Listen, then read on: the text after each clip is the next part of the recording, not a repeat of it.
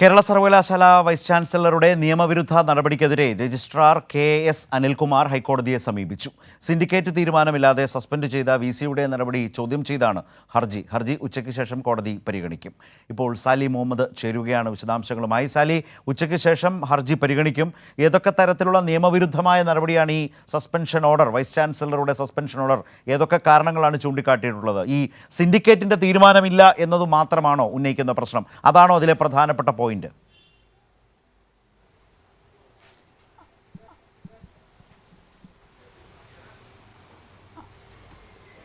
അതായത് VC-യുടെ നടപടി അനുചിതവും നിയമവിരുദ്ധവും വിവേചനപരവും ഏകപക്ഷീയവുമാണ് എന്നതാണ് ഈ ഹർജിക്കാരൻ്റെ ഡോക്ടർ KS അനിൽകുമാറിൻ്റെ പ്രധാനപ്പെട്ട വാദം. ഒന്ന്, നിയമവിരുദ്ധമെന്ന് പറയാൻ കാരണം ഈ രജിസ്ട്രാർ എന്ന് പറയുന്നത് സ്റ്റാറ്റ്യൂട്ടറി ഓഫീസറാണ്, ഉദ്യോഗസ്ഥനാണ്. അദ്ദേഹത്തിൻ്റെ നിയമന അല്ലെങ്കിൽ അദ്ദേഹത്തിൻ്റെ മാറ്റവുമായി ബന്ധപ്പെട്ട എല്ലാ അധികാരവും നിക്ഷിപ്തമായിരിക്കുന്നത് യൂണിവേഴ്സിറ്റി സിൻഡിക്കേറ്റിലാണ്. ആ സിൻഡിക്കേറ്റ് നിലനിൽക്കെ തന്നെ സിൻഡിക്കേറ്റിൻ്റെ അധികാരമെടുത്ത് ഇല്ലാത്ത അധികാരമായി വൈസ് ചാൻസലർ ഉപയോഗിക്കുകയായിരുന്നു. അതുകൊണ്ട് തനിക്കില്ലാത്ത അധികാരമാണ് ഇക്കാര്യത്തിൽ വൈസ് ചാൻസലർ ഉപയോഗിച്ചത് എന്നുള്ളതാണ്. ഇത്തരം കാര്യങ്ങളിൽ അധികാരം ഉള്ള ബോഡി എന്ന് പറയുന്നത് സിൻഡിക്കേറ്റാണ്. ഇനി ഏതെങ്കിലും കാരണവശാൽ സിൻഡിക്കേറ്റിൻ്റെ യോഗം ചേരാൻ കഴിയാത്ത സാഹചര്യം ഉണ്ടായാൽ കേരള യൂണിവേഴ്സിറ്റി ആക്ട് 10(3) പ്രകാരം VC-ക്ക് അധികാരം ഉപയോഗിക്കാം. പക്ഷേ ഇവിടെ സിൻഡിക്കേറ്റ് ഉണ്ട്, സിൻഡിക്കേറ്റിന് യോഗം ചേരാൻ കഴിയാത്ത സാഹചര്യമില്ല. അപ്പോൾ സിൻഡിക്കേറ്റ് ചേർന്നായിരുന്നു ഇത്തരത്തിൽ തീരുമാനം എടുക്കേണ്ടിയിരുന്നത്. അത് ഒന്ന്.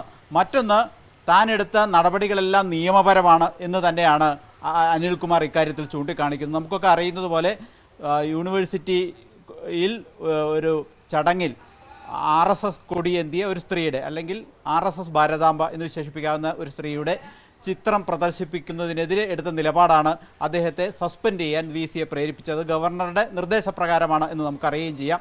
അത് ഗവർണറുടെ നിർദ്ദേശപ്രകാരം എന്ന പേരിൽ നിയമവിരുദ്ധവും അനുചിതവുമായ ഒരു നടപടി VC സ്വീകരിച്ചിരിക്കുന്നു. അത് റദ്ദാക്കണം എന്നുള്ളതാണ് ആവശ്യം. സിംഗിൾ ബെഞ്ചിലാണ് ഹർജി. ടുഡേ ഇട്ടാണ് മൂവ് ചെയ്തിരിക്കുന്നത്. അങ്ങനെയാണെങ്കിൽ ഇന്ന് ഉച്ചയ്ക്ക് ശേഷം ഏതെങ്കിലും സമയത്ത് 2A ആയിരിക്കും ബെഞ്ച്. അതായത് ജസ്റ്റിസ് N നഗരേഷ്.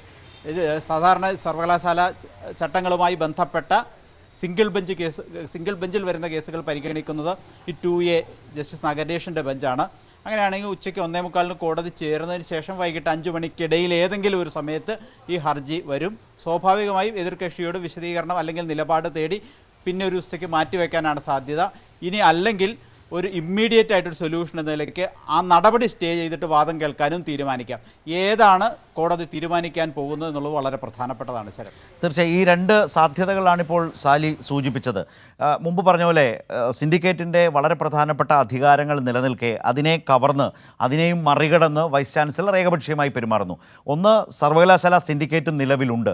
ഇതിനിടയിൽ സാലി, ഈ സിൻഡിക്കേറ്റ് അംഗങ്ങൾ തന്നെ വൈസ് ചാൻസലർക്ക് കത്ത് നൽകിയിട്ടുണ്ട്. അടിയന്തരമായി ഇത്രയേറെ പ്രശ്നങ്ങൾ ഉണ്ടായ സാഹചര്യത്തിൽ ഇതാകെയും പരിശോധിക്കാൻ, വേണ്ട തീരുമാനങ്ങൾ എടുക്കാൻ സിൻഡിക്കേറ്റ് വിളിച്ചു ചേർക്കണം എന്ന് ആവശ്യപ്പെടുകയും ചെയ്തിട്ടുണ്ട്. അപ്പോൾ അതിനർത്ഥം സിൻഡിക്കേറ്റ് മുമ്പ് സാലി സൂചിപ്പിച്ചല്ലോ വളരെ സജീവമായി നിൽക്കുന്നു.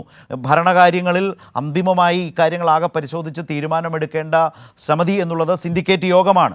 അപ്പോൾ ആ ആവശ്യം എന്നതുപോലും രജിസ്ട്രാറുടെ ഈ ഹർജിയിൽ പ്രതിഫലിക്കാനിടയില്ല. ഇങ്ങനെ സിൻഡിക്കേറ്റ് അംഗങ്ങൾ പോലും വൈസ് ചാൻസലറുടെ യോഗം വിളിക്കണമെന്ന് ആവശ്യപ്പെട്ടിരിക്കുന്നു. യോഗം വിളിക്കുന്നില്ല. ഇതാണ് സർവകലാശാലയുടെ അവസ്ഥ എന്നതടക്കം രജിസ്ട്രാർക്ക് കോടതിയെ ബോധ്യപ്പെടുത്താനൊരു സാഹചര്യം ഈ ഹർജിയിലൂടെ വന്നിരിക്കുന്നു, അല്ലേ? അതുകൂടി കോടതി പരിഗണിക്കുന്ന ഒരു അവസ്ഥ വരുന്നു, അല്ലേ?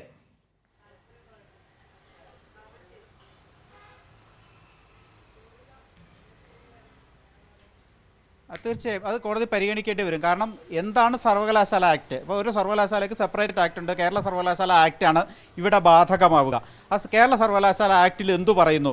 അതിൽ കൃത്യമായി പറയുന്നത് ഈ സ്റ്റാറ്റ്യൂട്ടറി ഓഫീസേഴ്സ്, ആ രജിസ്ട്രാർ ഉൾപ്പെടെയുള്ള ഓഫീസേഴ്സിൻ്റെ നിയമനവും സ്ഥലം മാറ്റവും സസ്പെൻഷനും നടപടികളും എല്ലാം ചെയ്യേണ്ട ബോഡി എന്ന് പറയുന്നത് സിൻഡിക്കേറ്റാണ്. ആ സിൻഡിക്കേറ്റ് ഇപ്പോൾ അവൈലബിൾ ആണ്. സിൻഡിക്കേറ്റ് എന്നാൽ വിളിച്ചു കൂട്ടാൻ വൈസ് ചാൻസലർ തയ്യാറാകുന്നുമില്ല എന്ന പരാതി നിലനിൽക്കുന്നുണ്ട്. അപ്പം സിൻഡിക്കേറ്റിൻ്റെ അധികാരം സിൻഡിക്കേറ്റ് വിളിച്ചു ചേർക്കാതെ സ്വയം ഏറ്റെടുക്കുകയായിരുന്നു വൈസ് ചാൻസലർ എന്നുള്ളതാണ്. ഞാൻ നേരത്തെ സൂചിപ്പിച്ചതുപോലെ കേരള യൂണിവേഴ്സിറ്റി ആക്ട് 10(3) പറയുന്നുണ്ട്, ഏതെങ്കിലും കാരണവശാൽ സിൻഡിക്കേറ്റ് യോഗം ചേരാൻ കഴിയാത്ത സാഹചര്യം സംജാതമായാൽ മാത്രം ആ അധികാരം വൈസ് ചാൻസലർ നിക്ഷിപ്തമായിരിക്കും എന്നുള്ളതാണ്. പക്ഷേ ഇവിടെ സിൻഡിക്കേറ്റ് അവൈലബിൾ ആണ്, സിൻഡിക്കേറ്റ് യോഗം ചേരാൻ തയ്യാറാണ്, സിൻഡിക്കേറ്റ് അംഗങ്ങൾ ആവശ്യം ഉന്നയിക്കുകയും ചെയ്തിട്ടുണ്ട്. അങ്ങനെ ഇരിക്കെ ആ അധികാരം മറികടന്ന് സ്വന്തം അധികാരമായി ഉപയോഗിക്കുന്ന നിയമവിരുദ്ധ പണിയാണ് മോഹനൻ കുന്നുമേൽ എന്ന വൈസ് ചാൻസലർ നിർവഹിച്ചിരിക്കുന്നത്. അത് നിയമവിരുദ്ധമാകയാൽ റദ്ദാക്കണം. ഇതാണ് പ്രയർ. ആ പ്രയർ കോടതിക്ക് കേൾക്കാതിരിക്കാൻ കഴിയില്ല, കാരണം സർവകലാശാല ആക്റ്റാണ് ഇതിൽ ബാധകമാവുക. അതെ, അത് വളരെ പ്രധാനപ്പെട്ട കാര്യമാണ്. സർവകലാശാലകളുടെ ഭരണ നിർവഹണത്തിൽ സർവകലാശാല ആക്ട്, കേരള സർവകലാശാല ആക്ട് എന്നത് വളരെ പ്രധാനപ്പെട്ടതാണ്. അത് ചൂണ്ടിക്കാട്ടി തന്നെയാണ് പല നിയമവിദഗ്ധരും സംസ്ഥാന സർക്കാരും ഒക്കെ പറഞ്ഞത് വൈസ് ചാൻസലറുടെ നടപടി നിയമവിരുദ്ധമാണ്, ചട്ടവിരുദ്ധമാണ്. ഉന്നത വിദ്യാഭ്യാസ വകുപ്പ് ആ നിലപാട് സ്വീകരിച്ചു. ഉന്നത വിദ്യാഭ്യാസ മന്ത്രി വളരെ പരസ്യമായി തന്നെ ആ നിലപാട് പറയുകയും ചെയ്തു. സാലി, ഈ ഹർജിയിൽ, രജിസ്ട്രാറുടെ ഈ ഹർജിയിൽ ആരൊക്കെയാണ് എതിർകക്ഷികളായി വരുന്നത്? സ്വാഭാവികമായും വൈസ് ചാൻസലറുണ്ട്.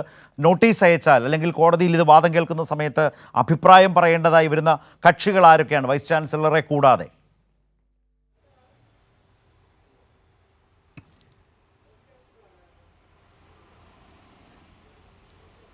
ചാൻസലറും വൈസ് ചാൻസലറും സംസ്ഥാന സർക്കാരും, ആ മൂന്നാണ് എതിർകക്ഷികളുണ്ട് എന്നാണ് നമ്മൾ മനസ്സിലാക്കുന്നത്. കൂടുതൽ ആളുകൾ ഇതിൽ കക്ഷികളായി വന്നിട്ടുണ്ടോ എന്നുള്ളത് ഹർജിയുടെ പകർപ്പ് കിട്ടിയാൽ മാത്രമേ വ്യക്തമാകൂ. ഏതായാലും ഇന്ന് തന്നെ കേസ് പരിഗണിക്കുന്നു. ടുഡേ ഇട്ട് മൂവ് ചെയ്തിരിക്കുന്നത് പരിഗണിക്കാനുള്ള സാധ്യത നിലനിൽക്കുന്നു എന്നുള്ളത് വളരെ പ്രധാനപ്പെട്ടതാണ്. എതിർകക്ഷികൾ ആരൊക്കെയാണെങ്കിലും ഇതിൽ പ്രധാനമായും നടപടി സ്വീകരിച്ചയാൾ എന്ന നിലയ്ക്ക് മോഹനൻ കുന്നുമേൽ എന്ന വൈസ് ചാൻസലറാണ് ഇക്കാര്യത്തിൽ വ്യക്തതയോടെ മറുപടി നൽകേണ്ടി വരിക. ചാൻസലർക്കും ഇക്കാര്യത്തിൽ നിലപാട് അറിയിക്കാം കോടതിയെ. പക്ഷേ പരിഗണിക്കപ്പെടുക, ഞാൻ നേരത്തെ സൂചിപ്പിച്ചതുപോലെ സർവകലാശാല ആക്ടിൽ എന്താണോ പറയുന്നത് അതിവിടെ നടപ്പിലാക്കിയിട്ടുണ്ടോ എന്ന് പരിശോധിക്കുകയാണ് കോടതിയുടെ ധർമ്മം. അതായിരിക്കും ജസ്റ്റിസ് എൻ നഗരേഷ് ചെയ്യുക എന്നാണ് നമ്മൾ കരുതുന്നത്. അങ്ങനെയാണെങ്കിൽ ആ നിയമപരമായി കാര്യങ്ങൾ നോക്കുകയാണെങ്കിൽ ഇക്കാര്യത്തിൽ മോഹനൻ കുന്നുമേൽ എടുത്ത നിലപാടിനെതിരായ നിലപാടായിരിക്കും കോടതിയിൽ നിന്നുണ്ടാവുക.